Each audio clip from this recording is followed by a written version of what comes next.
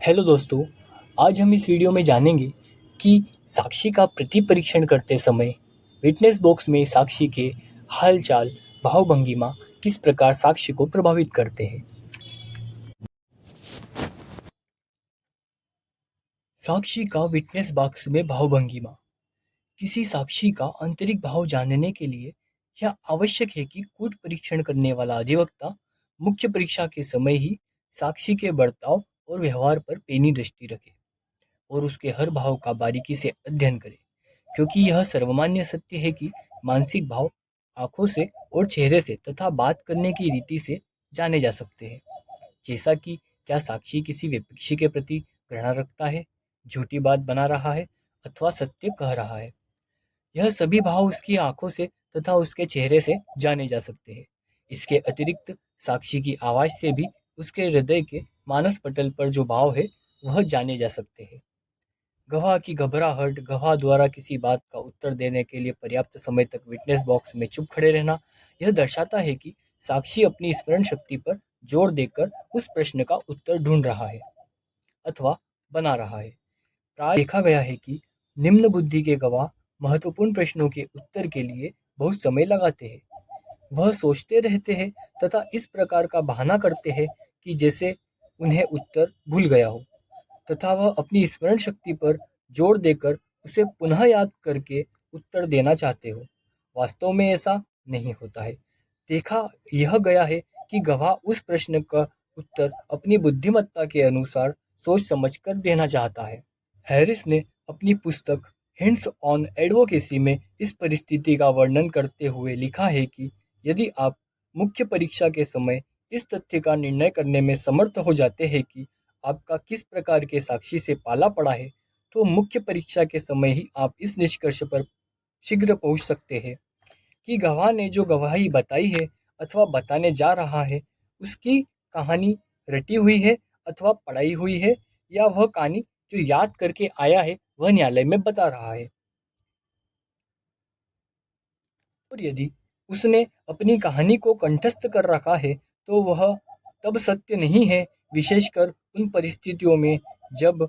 की घटना उलझी हुई है। इसका अभिप्राय यह नहीं है कि इस प्रकार की धारणा गलत नहीं हो सकती, परंतु अधिकांशतः यह सही हो सकती है। बहुत से ऐसे साक्षी, जैसे कि आरक्षक, यदि न्यायालय में दिए जाने वाले कथन को पूर्व से ही कंठस्थ कर लेते हैं और सारभूत में वह कथन सत्य होते हैं, परंतु इसके बावजूद भी आप साक्षी के भाव, उसके तौर तरीके, उसका उत्तर देने का ढंग, उसकी ध्वनि, उसकी भाषा और यहाँ तक कि उसका न्यायालय में इधर-उधर देखने के तौर तरीके, इन सब से साक्षी के बारे में यह जाना जा सकता है कि वह झूठा साक्षी है अथवा ऐसा साक्षी जो आंशिक रूप से सत्य कह रहा है या आंशिक रूप से तथ्यों को तोड़ मरोड़ रहा है। यदि आप यदि आप साक्षी के भाव से वास्तव में परिचित होना चाहते हैं, तो आप जब तक वह साक्षी विटनेस बॉक्स में साक्ष्य के लिए खड़ा रहता है, उसे ध्यान से देखते रहिए। आपको साक्षी द्वारा प्रत्येक प्रश्न पर उसके मुख पर आने वाले भावों को पढ़ने में आसानी होगी। विशेषकर महत्वपूर्ण प्रकरणों में साक्षी पर से दृष्टि नहीं हटना चाहिए।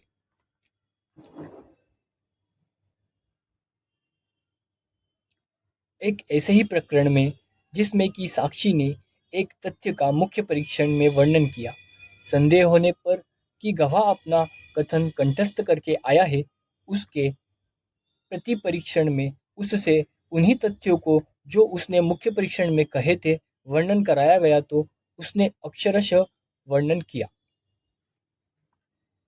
यद्यपि न्यायालय द्वारा इस पर आपत्ति की गई कि यह सब तथ्य पूर्व में ही मुख्य परीक्षा में आ चुके हैं,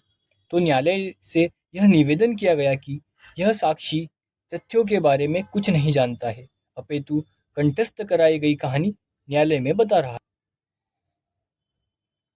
जब गवाह ने प्रति परीक्षा में अक्षरश वैसा ही कथन दिया, तो लेखक ने देखा कि उसने एक कागज का टुकड़ा अपने पेंट के जेब में धीरे से खिसका दिया, परंतु असावधानी में वह पूर्ण रूप से पेंट के अंदर नहीं गया और वह कागज का टुकड़ा दिख रहा था। तो लेखक ने वह कागज का टुकड़ा उसकी जेब से निकाला और उक्त कागज दिखाकर साक्षी से प्रश्न किया गया कि